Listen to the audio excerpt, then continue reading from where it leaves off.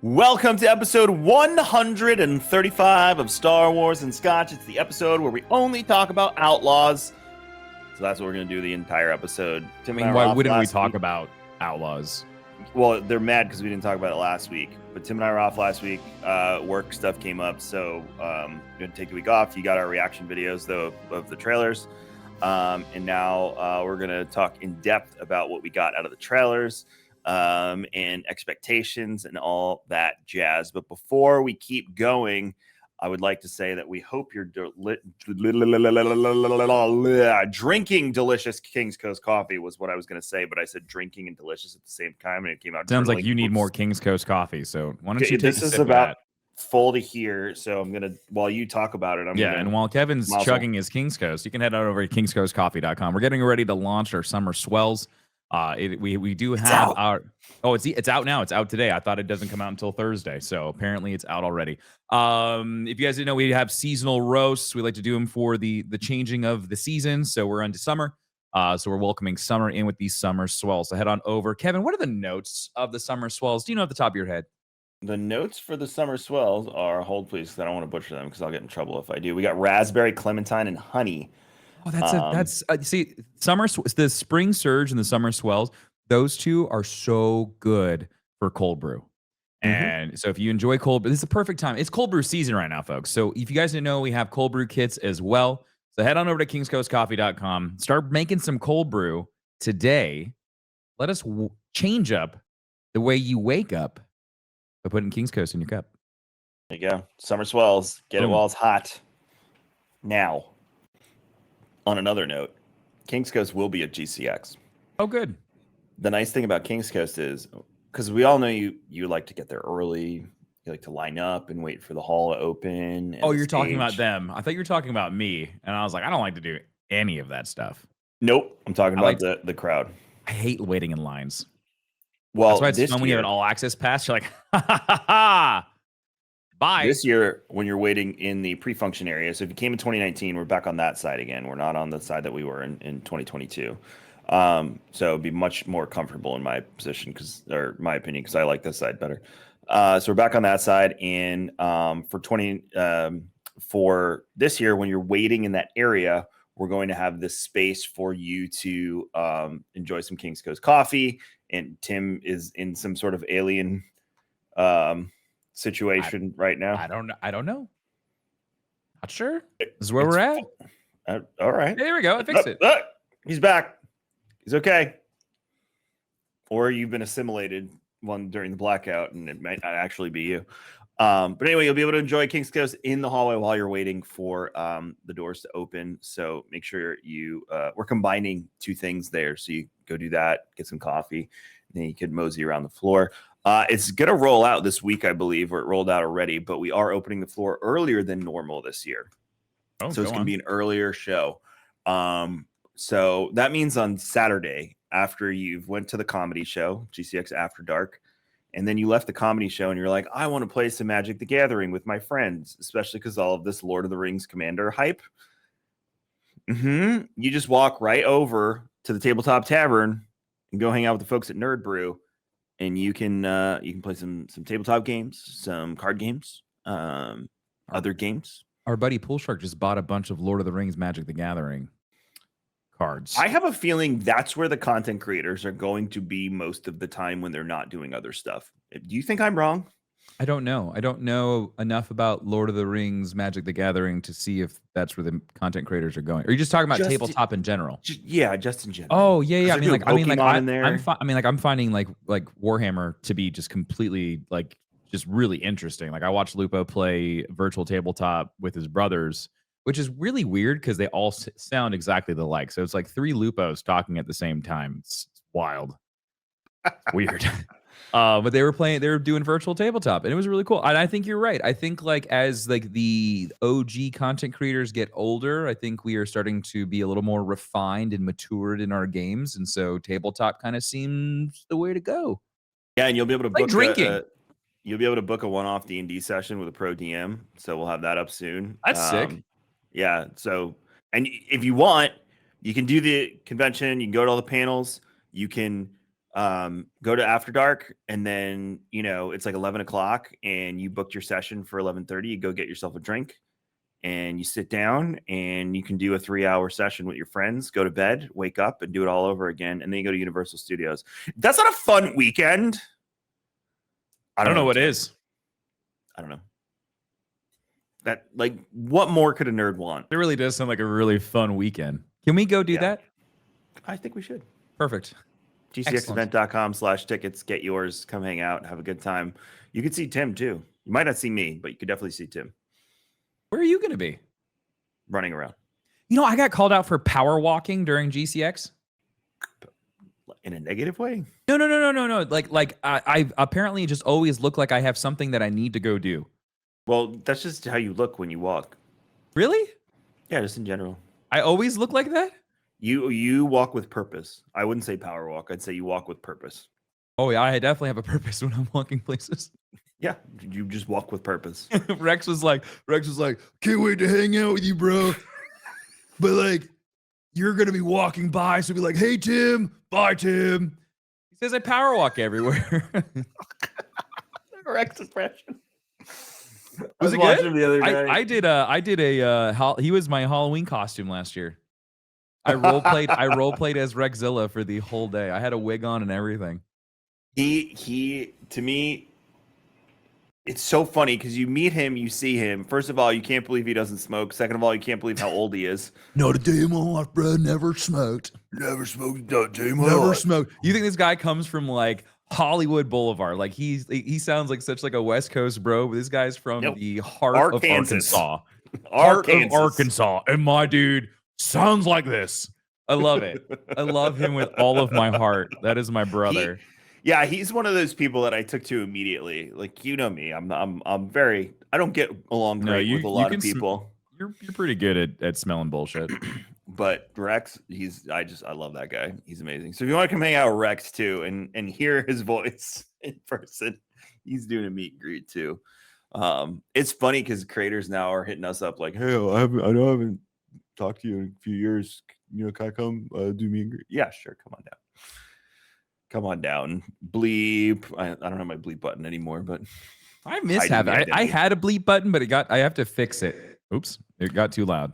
I used to use it mainly for the purpose. Because for some reason, when you bleep it instead of saying like the word fuck or shit, it's funnier. I don't know why. I want to do a quack. What I want to do is get a duck sound. So every time I cuss, it quack. Just rip the Aflac sound. Oh, that's smart. Oh, that's good. Aflac. That's good. Or make your own duck noise. Who knows? When I first started streaming on Facebook, Kevin, and I had the Go XLR, and no one on Facebook knew what a live stream was, they thought Facebook was censoring my audio every time that I cursed and hit the bleep button. We used to joke that Mixer did that to me. Mm-hmm. Yeah, people bought it for a while. Oh yeah, just keep my finger on the trigger, and I'd keep saying, I'd be like, God, Mixer, stop. And there were people that were like, it's do they have automatic? Oh, this FTL technology is wild. And I'd be like, yes, it's run by the Catholic Church. Anyway, let's talk Star Wars. Yes. What did you feel as that first trailer hit during the Xbox showcase? Well, Kevin, this is my reaction. My reaction was this. What is this? What is this?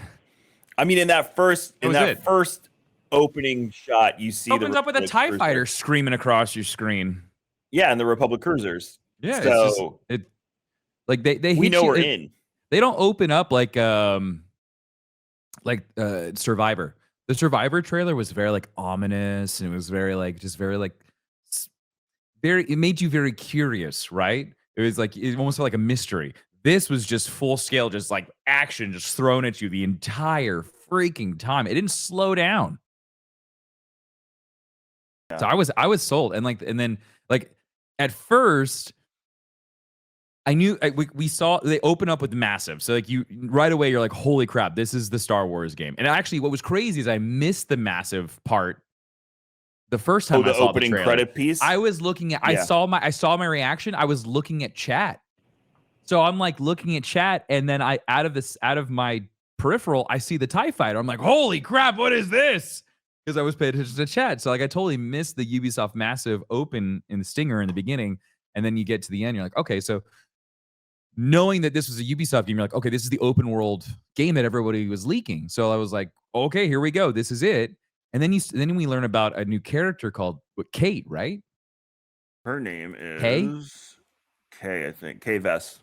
So we get this new. So right then and there, when they were focusing on one character, I'm going to be honest, I was a little disappointed because I was like, oh damn, I really thought we were going to make our character, because like that's how it was kind of sold to us through the leaks and like the TikTok videos and everything. Like everyone was kind of like, it was going to be this big sandbox open world, like massive multiplayer online game.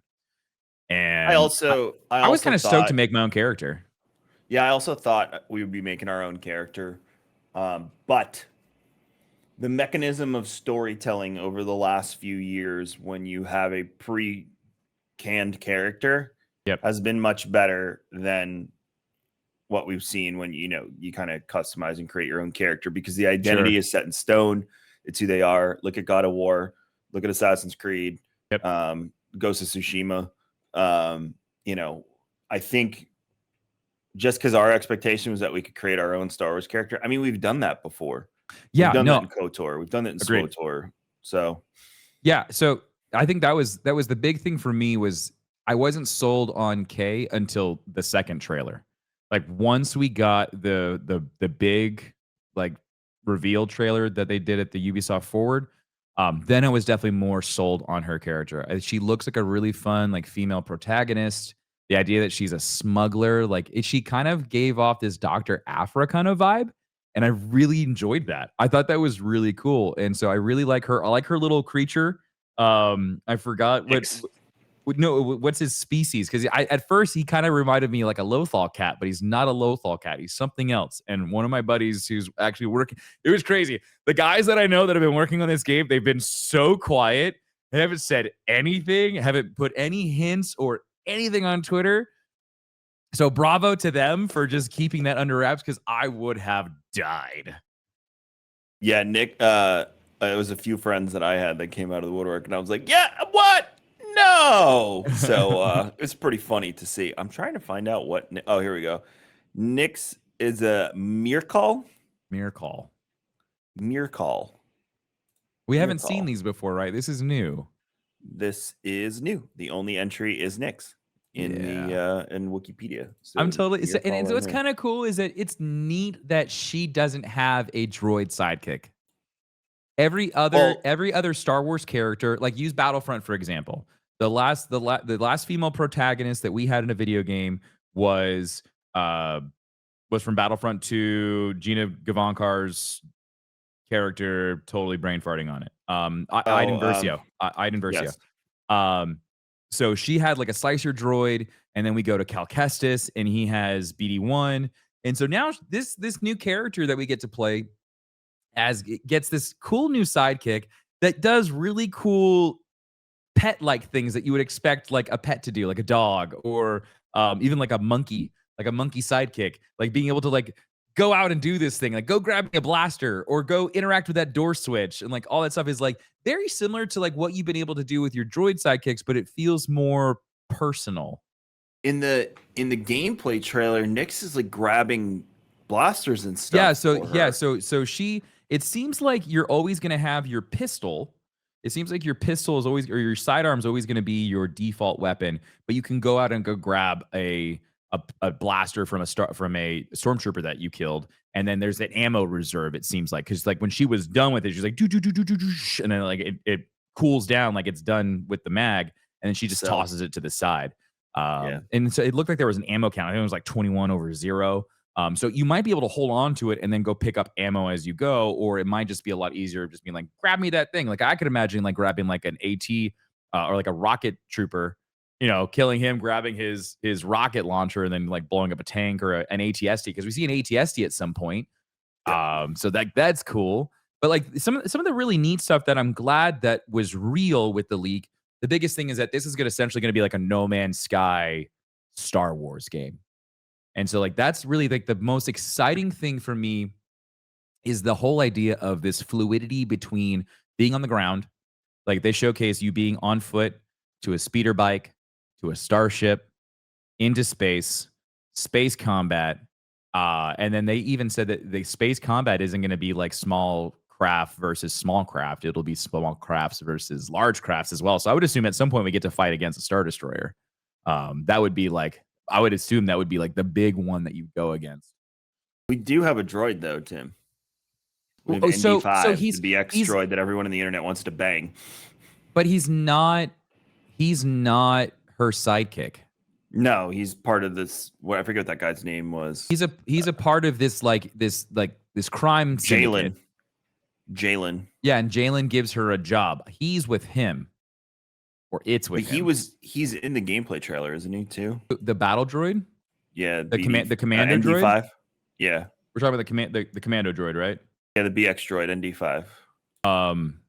Yeah, those are so there's they gave a whole history on him. There's a whole backstory behind him already. So he was he started out during the Clone Wars. He got damaged, and then he got repurposed, and then he is essentially just kind of like out for himself. He's essentially like he's sentient. So he has been either reprogrammed or his programming evolved or something. I'm sure or he got a new data chip. I'm sure we'll learn more about him, but that was essentially his backstory, is that he was in the Clone Wars, he got damaged, got repurposed, and is kind of like just doing his own thing now.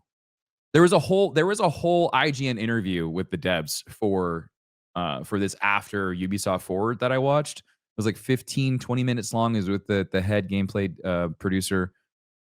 And overall, they did a great job of just analyzing all the gameplay. And so they talk about some of the characters in that as well. So highly recommend checking that out. It's on the IGN YouTube channel.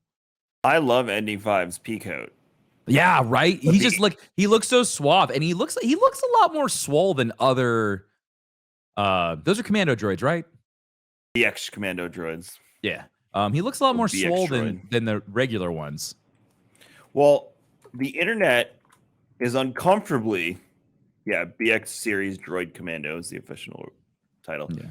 The internet uncomfortably keeps talking about, wanting to have coitus and relations with our friend ND5. Have you seen this, Tim? No, I haven't. It was all over socials when the trailer dropped, the day after. It was like chat needed to go to horny jail situation. Is it just because no one's never they've never really looked at a commando droid before? I don't. Because know. We've seen this isn't the first time we've ever seen a commando droid.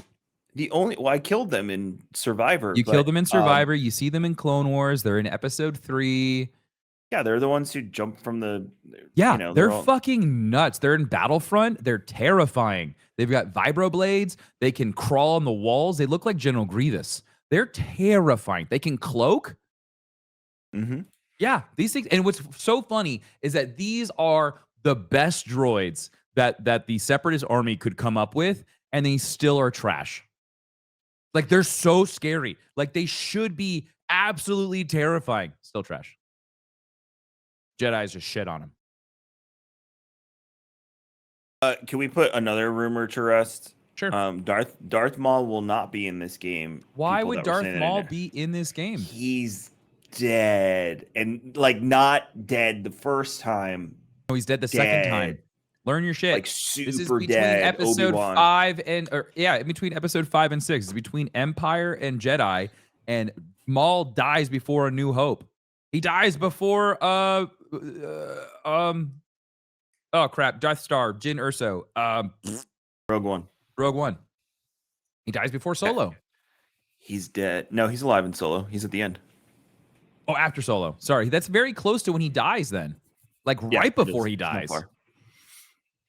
Oh, that's such a that is such a blue ball moment. Is when Maul is there, live action, talking to Kira. Yeah. And on Holo, and that's it. Thank you for making a nod, but still, oh. Damn, there's still so much left to tell with that story. I hope they do a show. I hope that if they do a show, it's for It's for Lando. I hope they pick that up in the Lando Calrissian show. Han, old buddy. I want more of them. I know that's a hot take, but I want more of them. Who, I Harrison thought they Ford did great. and Billy? No, of Childish Gambino and Danny Glover's kid. Alden. No, it's not. I never say the guy who plays Han's name correctly. It's like Alden Iron. Yeah, it's something like that. He's Swedish. Erzengernberg. Yeah, he's like Swedish or something. Denmarkian. I don't know. He's from somewhere. And that's how Kevin got canceled for being insensitive to Europeans. No, you make fun of Americans for being fat all the time. It's fair game. Come on. They're pretty fat too. It's fine. His name is Alden Ehrenreich. Ehrenreich. That's what I said. I said Ehrenreich. Yeah, you nailed it. So I'm doing a lot of driving because I'm going to South Carolina for my little PTO. I'm hoping that in the car, everyone falls asleep at some point. I'm going to see Rob. Oh, sick. When are you doing that? Like 3 hours. Oh, shit. You're doing that today? Today. Oh, shit. That's cool. I just came in to do this. Oh. What's crazy is Alden is American. He's not from Sweden. Really?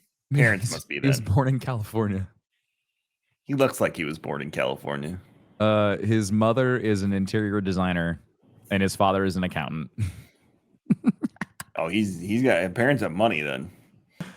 Where does his family come from? Oh, they're Jewish immigrants from Austria, Hungary, Russia, and Poland. Speaking of interior design, my wife's been like extremely busy, and I'm like, babe, can you just make enough that I can step down from my position, be a stay-at-home dad, and just work on content for Tim's channel? Because that's all I want to do. And how does Danielle feel about being a sugar mama? She kind of likes it because she's like, you'd take care of the kids all the time. Mm-hmm. Honestly, I mean, like I've been doing like the financial lifting on our side. I would definitely down to do like a flipper roll. When you like the just a little bit, just to try it out, just to see what happens. Just see. I feel like it would last like a week and then be like, take it back. We could meet at the park in the afternoons. Oh my god! And drink coffee and watch Real Housewives. You could put Hunter in a little baby Bjorn. He'd be so pissed. Dad, put me down. Dad, I'm almost 10. We're meeting Tim and Kyler. You have to be cute. Don't have school today. Oh man, damn. He's loving Clone Wars, by the way. He finally listened to me and is hooked. It's been a joy to watch it with him. I'm so jealous. I'll report back as we get closer to the end and more people start dying. Well, Kyler has now started to take video games. Like he loves this idea of like holding a controller and doing it, and he loves Star Wars. So I think, and he really likes Survivor, but Survivor was a little too much, I think. But I think like if I put him in, do you think he would play Outlaws? Do you think you just put him like in a ship? He would just like fly around like, oh, this is Star Wars. Why don't you get like some of the games that are on Switch and let him play on that? I'm not putting a Switch in that child's hands. Are you serious? Put it in the dock on a television and hand him the controller. Oh, I guess I could try that. We talked about trying like there's like a Mickey Mouse side scroller game that Amy has coming out. I don't think it's out yet. It's coming out like next week. I used to play Audrey and I, my oldest is 19 for those listening. We used to play Epic Mickey 1 and 2 on Wii. Yeah. See, like Kyler's right around the age that I started playing video games because I grew up on the NES. I think my first video game I remember playing was like Mario Brothers. Yeah, I think I was Hunter's age. Oh God, I'm about to date myself. Yes, I'm this old before I say what I'm about to say. I remember playing at my dad's house, ColecoVision, Commodore 64, because my uncle had all of them, and Atari 2600. And then my mom, I'm probably about Hunter's age when my mom got me an NES for Christmas, and they had to pry me out of the room for Christmas dinner. Well, yeah, because you're playing video games. Look at all the dopamine you get. It was just that for 12 hours. And thus, that's why we're sitting here now having. Yeah, how crazy is that? If it wasn't for our parents and giving us video game consoles, we would not be here today. Even in Tifu's retirement video, like he gave props to his parents for, encouraging him to play games and whatnot. So that was a very. Did you watch the whole thing? It was No, I actually haven't like, even watched it, dude. I don't want to accept the fact that like we my know class of someone who's my retiring. class of streamers is like retiring. I'm just like, Yeah, man, I'm not we ready know for someone it who's yet. retiring because he talks in the beginning. He's like, I got my start, doing this, and then I found Destiny, and I was like, that's how I knew you. I remember him at the freaking bar, the first Destiny con, whatever you call it, that on freaking Dale Mabry in Tampa. It's gone now. It's a FedEx store, by the way. If you were there, I hate to tell you that, but it's not a bar anymore. And there's Tifu in the corner. Moved that down farther towards the mall. There's Tifu in the corner with his blonde dreadlocks. Back in the day, I can imagine Tifu with dreadlocks. All right, Did well, you as not know him back then? No, but as we're reminiscing about Tifu and his hair, we're going to take a quick commercial break. All right, Kevin. So he really wants Tifu's hair. The hair ship has sailed. I will say this, because you mentioned No Man's Sky. One thing, if you remember, one of the things that we said early on was Red Dead Redemption would make such a great Star Wars game. Yeah. The developer interview that you were talking about, I forget his name. I feel so bad. But he was talking about how, Paul, if you could look his name up, that'd be great, just so I can give props. He was talking about how he was playing so much Red Dead when they were in like development of this, and that is what inspired the combat and the land portion of the game. So it makes so much sense. Oh, watching that video, you completely see it. Because at first, when we were sneaking, I was like, "Oh, it's like Assassin's Creed." No, it's not. It's like when you're hiding behind the barn, getting ready to jump out and shoot everybody in Red Dead, and just the way the combat flowed. Even hopping onto the speeder was like jumping on your horse and trying to get out of a tricky situation. It definitely captured that Red Dead essence. I know our good friend Glam is going to shit on me for what I'm about to say, but it captures the Western essence of Star Wars. Every time I bring up Western and samurai stuff on the show, he'll text me after he hears it. And he's like, "Can you tell me an exact reference to why you said that was compared to?" Because look, you elitist little bastard. But that's true. That is where Lucas got his inspiration from, was from Western movies and from Japanese samurai movies, the old black and white ones. It's just funny the way he challenges me on it. So. Is it Julian Garrity? I think it is Julian Garrity, so. Right? That sounds right. Yeah. I think his name's Julian. I believe it's Julian Garrity. But that really made me happy, because we would sit there and talk about how it would make such a good Western. We would say how the multiplayer aspect of Red Dead would make a great Star Wars experience. You're on a planet, maybe it's 20 people. I am curious, and I want your opinion. Is there a multiplayer aspect to this game? Is it Red Dead style, where you play this long, wonderful campaign, and then all of a sudden the world opens up and it's like, it's your oyster, have fun? Yeah, I mean, I think that's what's going to happen anyways. I think it's still going to be like this big, like, open world experience. I don't think there's going to be multiplayer in this. It just doesn't make any sense as to like why they would open up multiplayer, because then you'd have to then have like a whole nother like character creation like portion. You'd have to have like Star Wars Outlaws online. Now they could roll that out. There could be like down the road, there could be a Star Wars Outlaws online, and then it's just a bunch of multiplayer. I mean, like, you have a lot of people on this team that worked on multiplayer games. Like, it's still like really hard for me to believe that there's no multiplayer portion to this game when it's being worked on by Ubisoft Massive. These guys know how to make big open world games. They made like The Division, but like, that's the thing, is like all of their games that they've made has a multiplayer portion to it. So I'm very curious to see like what happens. Like, is this something that rolls out later on down the road? Like, that's something we talked about with Starfield too, is like Starfield looks like the perfect game to have a multiplayer portion to it. But I think what's happening as of late is that there is a bigger focus on the single player experience instead of this massive multiplayer experience, where you have to worry about this entire online ecosystem. You have to worry about hacking and cheating and all these things. Whereas if you take the dynamic portions out of it, the uncontrollable variables, and you have a very controlled environment that's still open to the player to do whatever they want, I think you have like a really successful game. I mean, like, that's like, why is Grand Theft Auto, like like look at Red Dead. Red Dead's a great example. Like it's still like a great game to go out and explore. Like people are finding stuff all the time by themselves. Yeah. You know, like hell, even like Skyrim's a great example. People are still going out and playing that game and finding new things. Like they just found a dungeon that had never been found before in Skyrim not too long ago. So I think game's 13 years old. Yeah, like so with Starfield and even like Star Wars Outlaws, I think these games that are giving the players a bigger open sandbox to play in without all of the outside forces, you know, influencing their experience, I think it's going to be a much better overall experience for the player. So I'm excited for it. I'm excited to see. I think keeping the multiplayer out of it for now is a good idea. And from what I've seen so far, and I'm going to go with the fact that they don't want to show off too much. So I know they've shown off a ton of the Pike Syndicate being the enemies. They seem like a very heavy. While I feel like the main story might revolve around the Pikes, because Disney's or Lucas has gone very hard on you know the Pikes lately. They were in Book of Boba Fett. They were in Bad Batch. They were in the last. They're in the last season of Clone Wars as well. Yep. So I feel weren't like they moving drugs to Mandalore with the sisters? Yeah, the two smugglers. Mm-hmm.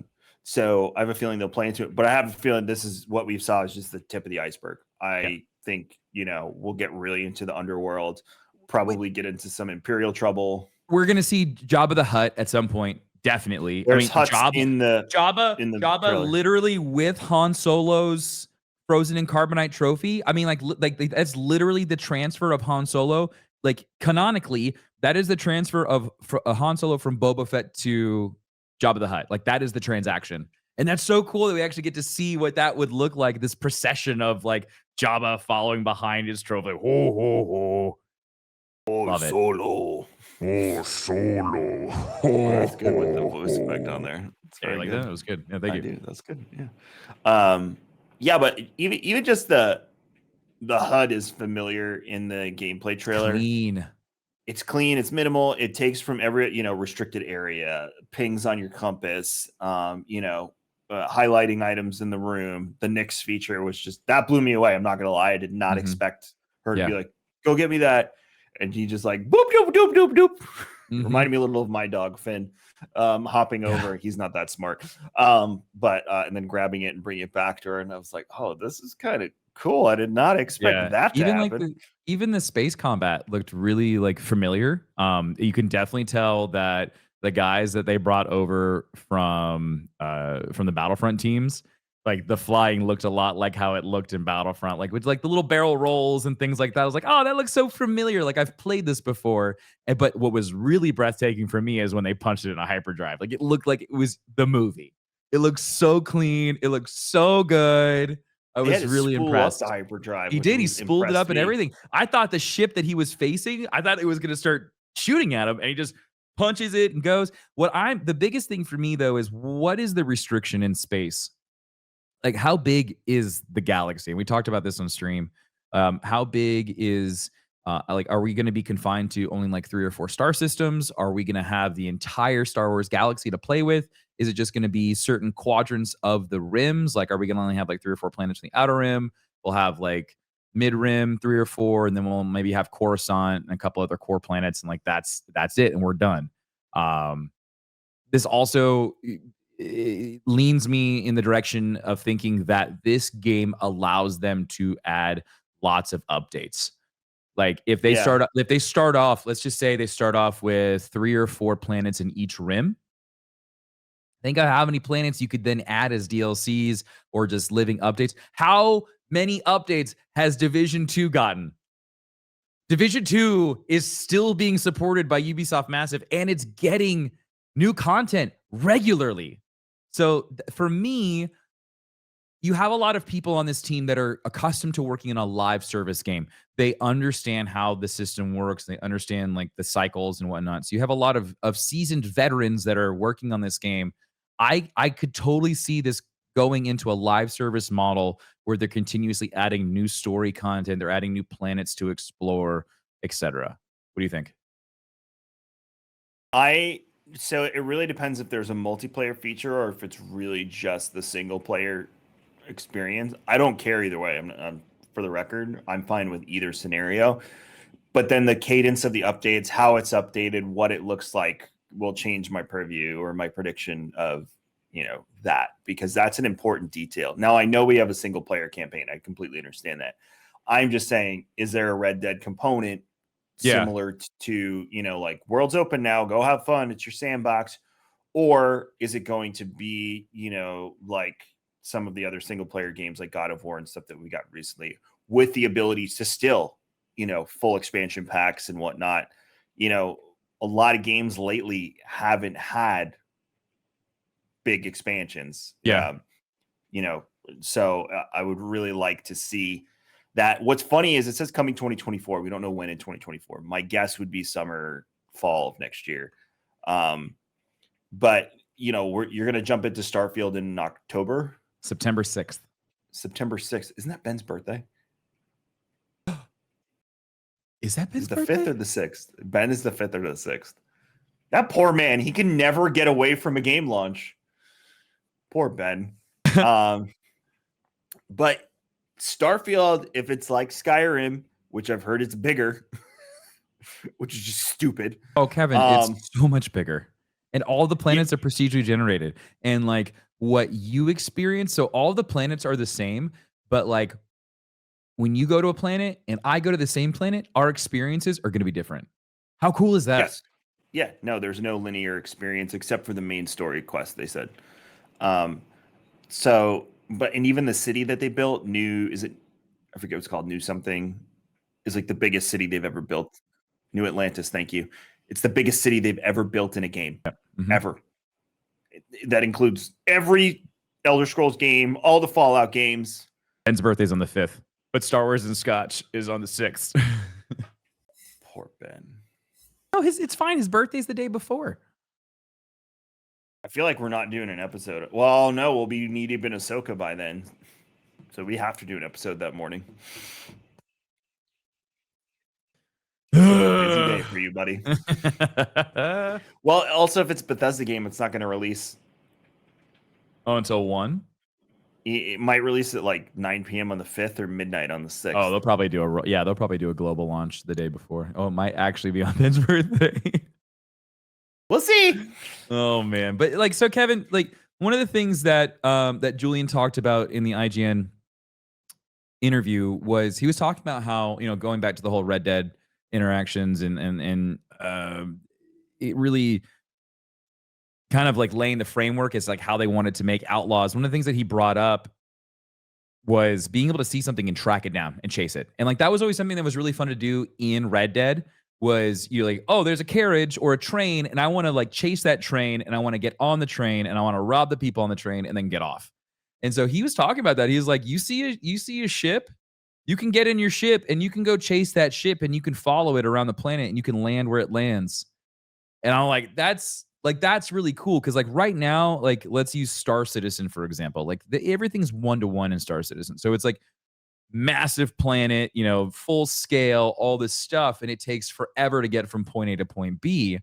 I'm curious to see like what is the overall scale for each planet? How big is this planet going to be? Is it going to be like a Star Citizen 1-to-1 scale? Is it going to be smaller? Are you going to give me this look and feel like it's really, really big, but it's not? Is it going to be on rails? How much freedom do I really get? Because like you could see in the trailer that it looked like there was control, but it looked like it was on rails to a certain degree. So I'm not really sure like how much of that is free fly. We'll see. But like he does say that you can chase it, you can go after it, you can follow it, you can land. Also like when you want to go into hyperspace, like do you have to follow like specific hyperspace lanes to go from point A to point B? Like can you make your own paths? Like if I want to go from here to there, do I have to then go from, one jump to the next to get there? Do I have to upgrade my hyperdrive? I have so many questions. Yeah. Julian, if you listen to this podcast, please, we'd love to have you on. I have so many questions for you. Yeah, I have a feeling closer to release when we're probably allowed to talk about more, we'll start getting some of the folks that we know that worked on the game to come on, obviously with permission we have to get. I'm watching the chase scene now, and it does look like Yeah, on the speeders, and it does look like she's like you're able to go off the track and stuff, but it also like at this point we're on a like what looks like a ridge where you can't really go anywhere. Yeah, there's a road, but like so like if they're using Red Dead as the inspiration for this game, it would be a lot like your horse, where it's like it wants you to go on the path, but you could go off and go into a field if you wanted to. So yeah, like what's really cool is like she stands up on top of that speeder at some point and then shoots the stormtrooper, which was pretty cool. I remember them saying like you can go there if you can see it. Yeah. But like she just came to 2 points, she just passed, and there was forks in the road. Sure. Yeah, I would assume like you have full control over your speeder bike. So my guess would be this is it's going to be like SWOTOR, where you go to a planet and there's a portion of the planet that's sectioned off that you are allowed to explore or be a part of. Do you think there's going to be a wall as you're flying around? It's going to be like no access, turn back around? Like Survivor, you just use terrain to block people in. But no, I'm talking about when you're flying. If you're flying a ship and I'm chasing a ship and it goes, at what point does the game tell me to stop? It shouldn't. In theory, the game should never tell me to stop moving. If it's an open world game, there should be no boundaries, right? So can you, instead of light speed travel, can you manually go to a planet sublight? And take like 14 hours to get there. No, because it's probably not, because the way that they probably make a planet, like a system, it's probably a level. And then like hyperspace is used as loading one level to the next. How funny would that be though? I mean, like you can do that in Star Citizen. You can sublight go from point A to point B. It just takes you it'll take you forever. Like, so if your hyperdrive gets shot out, like you're screwed. Like that would also be cool too. So in Starfield, you can disable independent subsystems from main systems. So like if you wanted to just like, instead of just like taking out the power system, like instead of just taking out the engines, you could take out the shield generator. So it's like, that's really neat, because then you could like board the ship. So like how much, I don't think you get that level of detail in Outlaws. It looked like when she was fighting the TIE fighters, it was just target dead. But I'm curious that like the larger ships, i.e. Star Destroyer, could I go in and take out their comms array? You know, could I target the bridge? Could I target the shield generators? Could I take my ship? Could I kill the shield generators? And could I land inside a bay? My God. You know, like that's like, these are the questions of like, man, how much freedom do I really get? Like if this is gonna be like Star Wars No Man's Sky doesn't have a lot of guardrails. There's a few guardrails here and there, but for the most part, it's pretty open. How do you feel about the decision-making system, like, and what it will weigh against your journeys? So I was curious about that in the sense of canon and storytelling and that was the one question I still have about Eclipse. Is, you know, we talked about you'll have like a story of like the canon story, and then you'll have like, then you could have like your own like individual story. So I think for this, it's going to be the same way, where it's like, it might push you in one way or the other lightly, like Fable almost. It might tip the scale a little bit here and there, but nothing to where it actually absolutely changes the outcome of the game. I think the game will always end up ending the same way regardless.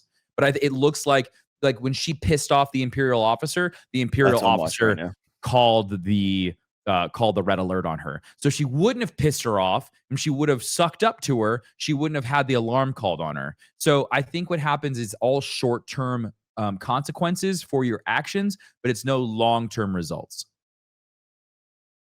Just like in Red Dead, for the most part, like Arthur, spoiler alert, Arthur Morgan always dies. There's no way around it. Arthur is always dying at the end. It's just, how does he go about dying? From tuberculosis, if you haven't played. So he gets TB, and at the end, it's either he gets the wolf or he gets the deer. And I think that's what's going to happen. If you're going to use Red Dead Redemption 2 as your inspiration for this video game, then your storytelling route is going to be the same way. You give your player the decisions to make small consequences. So like kicking somebody out of the gang, or someone dying, or getting caught and thrown in jail, things like that. Like it messes you up short-term wise, but it doesn't affect Arthur dying at the end or how Dutch or like anything with Dutch or anything like that. Screw Dutch. Dutch is an ass, but I loved his character the whole way through. Like he was amazing. Such a great bad guy. You're supposed to hate him. So I'm watching the video and I'm up to the space battle. First of all, the GTA Red Dead Wanted level. I love that it persists when you leave the planet into space. Like it doesn't just go away because you left. Oh, because the Empire has a galactic network. Well, it dies when you go to hyperspace. Now, when she jumped to hyperspace, she did set coordinates. It said Akiva orbit, Akiva system. But how did that go about? Did she like I don't remember seeing it like in the HUD. Like she pointed. There was nothing in the HUD. So it just pops up. I'm watching it again just to make sure. It might be something where like you it did pop up in the HUD. There's a right on the D-pad that just says hyperdrive. So my guess would be, Tim, is that you preset where your hyperdrive is going to go in your settings. Yeah, I think you do like a mini map or something. Hit it to calibrate it on your D-pad. Yeah. I'm watching it again just to make sure. Yeah, because it says, oh, okay, I saw it. All right. Hold on. Pause. No, go back. Come on. I should use the keyboard, but okay. So it says up on the D-pad, change destination. And right now it's set to Akiva orbit. And there's other things in Orabesh above it. So it's a scroll wheel of places you can go that you probably have to unlock by calibrating your hyperdrive. Yeah. You know what I'm saying? So that's how you unlock new areas. Once you choose that destination, you close it. You click it, you hit X, and then it calibrates the hyperdrive. And if you're dodging, shooting, or doing anything, it disrupts your calibration. So you have to wait until it's spooled up, and then that's Star Citizen. Like that's how Star Citizen works with your quantum. You have to keep it locked on your target, or if you move it, it locks it out of sync. I really had to dig into that. I like that you tore that trailer apart. That was awesome, Kevin. Yeah, I'm watching it again just to make sure. Yeah, so that's cool. And I think that's how you're going to unlock new places. You'll probably get a bounty or you'll get a job in a system, and they'll be like, here's the coordinates, calibrate your hyperdrive or something. You walk to your ship, and you can go to that system from now on. One thing I hope is that it's not one planet per system that you can visit too. I want to be able to go from planet to planet within system sublight. Agreed. So if I go to the Mandalore sector, I want to be able to go to like Mandalore and want to go to the moon. I'm curious because the planet we're on in the trailer is new. This is a brand new planet. They made this specifically for the game. So we get to I think this is going to be this will end up being the planet that is our base of operations. I think we're always going to end up coming back to this planet. So the question then remains, what are they hiding? Or where are they hiding? Ooh, Ubisoft? Just the game in general. Oh. Do you think we're going to end up working for the rebels?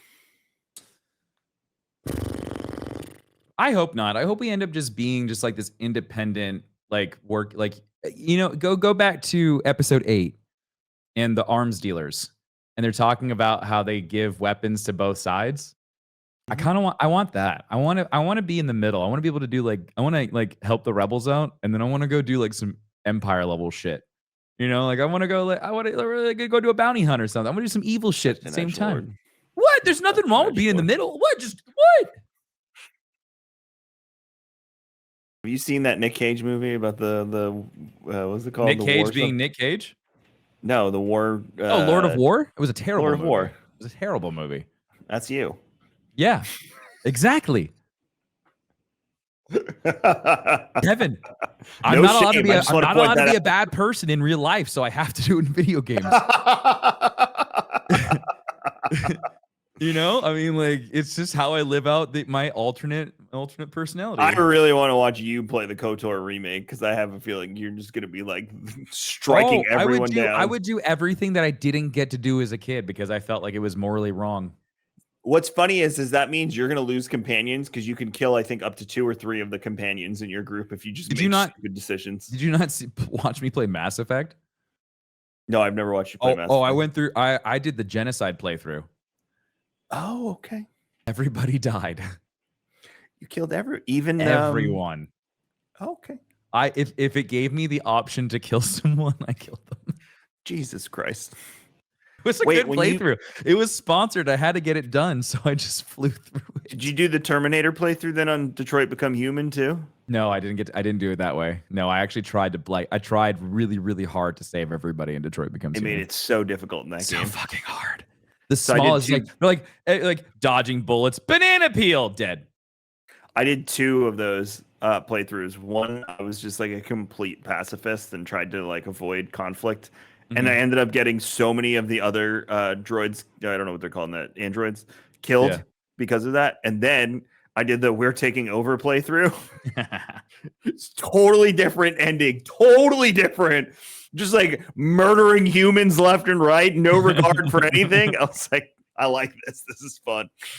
So we'll see. Do you think we'll have a alignment scale? I hope not.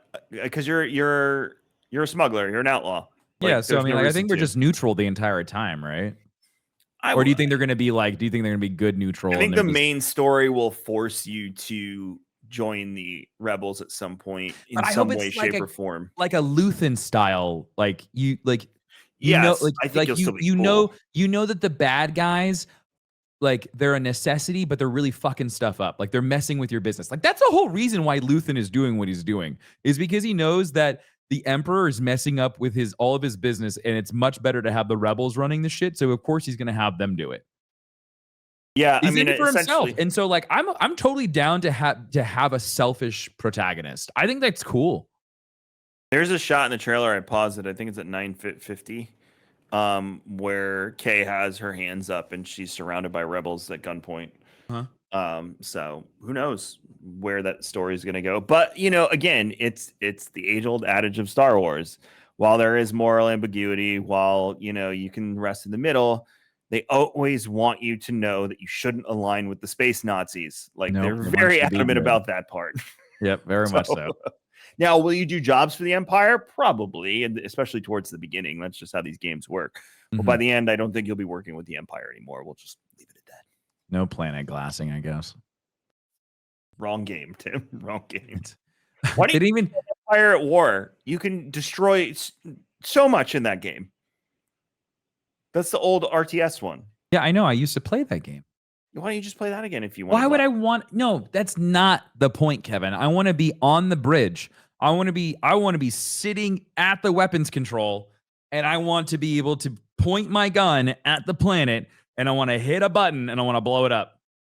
Have you wrote Star Citizen a passionate message about this? I at some point, like they will have like their capital ships are big enough. Like there's a couple of them that are large enough to where a low orbital bombardment would actually work. Like upper atmosphere, like you're in just like really low orbit. You're just chilling, and you could pull. But all I want, Kevin, there is something so intimidating about seeing like a dreadnought class starship just like pull up into like the upper atmosphere, and like the blue skies kind of just hiding it a little bit, and it's there, and then it opens fire. Like just like that's so cool. Give me that. So Tim's gonna be on stream when they release this update, and he's gonna have a hood on, and his face is gonna be all disfigured. He said, "Do it." He's gonna hit a button on his keyboard, and he's just gonna destroy an entire online civilization. You may fire when ready. Oh yeah, you could just slick your hair back and be Tarkin too. Yeah, you can, honestly, like that's their go-to for almost all Imperial officers. They always use the "you may fire when ready." You may fire when ready. Yeah, and so it's like, so when you give the command, "you may fire when ready" to the weapons control officer, what if they're not ready? What if they have to like, hold on a minute? Yeah, we've never seen that, right? Like, what happens when you say "you may fire when ready" and they're like, "All right," and so they wait. We got a malfunction. They're like, "Oh, my hot pocket's ready. I'll be right back." Could you imagine if he did that long, impassioned speech about, we're going to destroy Alderaan Red anyway? Yeah. And then he's turned around and said that, and the guy's like, "Oh, we need at least 10 minutes. Like, we have a problem in the maintenance." Yeah. And then like it's just standing there like this for 10 minutes, like, no. And Tarkin's like, "Oh God." Just whistling. Tarkin's like, "I have places to go, people to see, people to kill. To torture, please." Good shit. Well, man, Star Wars fantasies. Star Wars Outlaws is not far off next year. Hopefully, fingers crossed. I think delays. between Please, like God. there's I mean, like, with Starfield, I think we'll have we'll have that, and we'll have a couple other games to kind of hold us over until we get to Outlaws, and I'm excited for it. My point with Starfield before that I missed was Starfield is not going to be like, oh, I'm going to play this for a month. Starfield is like, I'm going to play it for a month. I got things to do. I'm going to come back to it because I haven't even explored 10% of the game. So especially Starfield essentially. Oh my God. You don't ever want to watch me play a Bethesda game. No, watching you play video games stresses me out because you have to clear everything. Do you understand the anxiety with Diablo? Like Kevin, that's a fucking rock. You don't need to touch it. It's just a rock. Like, there might be a legendary under that rock. Tim, the anxiety, and then they're gonna reset the map on me. Are they really gonna reset the entire map and you have to go back and find everything again? All your major towns will still be there. All the side portals you'll have to get again. You have to get the Lilith statues again? Nope. That all persists. No, Lilith. I need to do Lilith statues. I've so much to do in that game. Good thing I'm off for a few days. Then I'm just gonna Rob and play it probably. Do you have rain all weekend? Do you have it on? You have it on the? I have it on Steam Deck. I have it on my Steam laptop. Deck. I was like, Switch. That's not the right handheld. God damn it. Too many. Is Steam Deck when you get to higher levels, no longer you gotta go back to mouse and keyboard, in my opinion. Oh, is it just because? See, I've been using the PlayStation controller and I think it's great. Even at high levels? Mm-hmm. Yeah, I'm doing high. I'm doing Nightmare Tier 4. I'm doing Nightmares at like I'm in World Tier 4, Nightmares at like level 15. Okay. I think we're like Tier 15 or like we did a couple Tier 20s. So. All right. Well, that's not. I'm off. I'm higher than that. Holy shit! You know what? It's just It is so hard to remember the Nightmare levels because it's 54, then plus whatever you're doing. I'm like 70 something. We're good. I know grinding. I tell you all the time, like I can't really. Problem with Tarkov is the spreadsheets and the numbers and all that stuff for me. And that's Diablo is like, and it's funny too because I can keep it all in my head. It stresses chat out when I don't have the compare sheet up. Because I'm just like, oh, it's up there. I'm good. I can remember all my differences, and it just stresses people out. They don't like it that I do that. Yeah, but when it comes to Diablo with me, it's like I have my guide on my left screen and my gameplay on my right. So I'm always just back and forth, back and forth, back and forth. Other games, I don't have this grace for. For some reason, when it comes to certain MMOs and like Diablo and games like that, I have all the grace in the world. I can't describe it. It's just I don't know. Maybe it's just because it's Diablo. I don't have an answer for you. I wish I did. Cool. Well, we're gonna get out of here. Tim's got to go stream. But Tim, you have an exciting development on that front. Would you like to tell the Star Wars and Scotch audience? Oh yeah. So starting next Monday, I will no longer be exclusive to Facebook. That chapter is coming to an end. So we're gonna be still streaming on Facebook for the next 6 months until the end of the year. But we're also going to be streaming over on YouTube and TikTok at the same time. So you can head on over to youtube.com/darkness429. We've got all the monetization, everything already set up. So you can become members already. And that's good to go. So come next Monday. That'll be June I don't have my calendar up. June the 26th, 9 a.m. Eastern. youtube.com/darkness429. That's where I'll be. I don't know where to hang out anymore. You can hang out in either. That's the whole point. So like, the biggest thing for me is like I understand that there's a audience on Facebook, but like there's a really cool opportunity to build a new audience over on YouTube, and also like the experience on YouTube is definitely gonna be a lot better than it is on Facebook right now. So like the biggest thing for me is just giving people more options now. I have the option to give people more options. So you can go hang out in Facebook, you can go hang out on YouTube. We'll be looking at both. Probably in both. Yeah, it's just easier for me to antagonize people if I'm in both. Mm-hmm. Yeah. I think that's what I'm gonna do. But chat will see both chats. Like I'll have it up. They can see each other. So yeah, we'll figure it out. It is going to be very fluid. It is going to be a work in progress as we figure out what works for us. There you go. Tim's gonna give you his fluids chat. What? You said something about that. I don't know. I heard you say something about fluids. So yeah, go check him out next Monday on YouTube, Darkness429. I mean, you go to his YouTube now and just hit the subscribe button. That way you're good. But we're still gonna be streaming over on Facebook. So if you don't want to leave Facebook, there, grandmas, you can still be there. All the hot grandmas are going to be hanging out with Tim on Facebook, and all the young whippersnappers. Exactly. There it is. That's the divide. And if you want to check me out, it's just raredrop.co, KMagic101 on Instagram, Kevin X Vision on Twitter. And please rate, review, subscribe everywhere you watch, listen, do whatever you do with Star Wars and Scotch. It helps us out immensely if you leave a review. We are not far off from Ahsoka. Just think about 6 it's weeks right away. Around the corner, dude. Oh my God. We don't have an exact date yet, but we know we're about 6-7 weeks away. Our good friend Chase is back on the show next week. That Gay Jedi. We'll catch up with Chase, say hello, and say what's up. I didn't know that. That's awesome. Yeah. Chase will be back next week, so come say hi to them and hang with us. So, Star Wars and Scotch everywhere on the interwebs. Go follow, go rate, review, subscribe. I am have a meeting, and then I'm off to a 6-hour car ride. So, have a great week. And Tim, may the force be with you.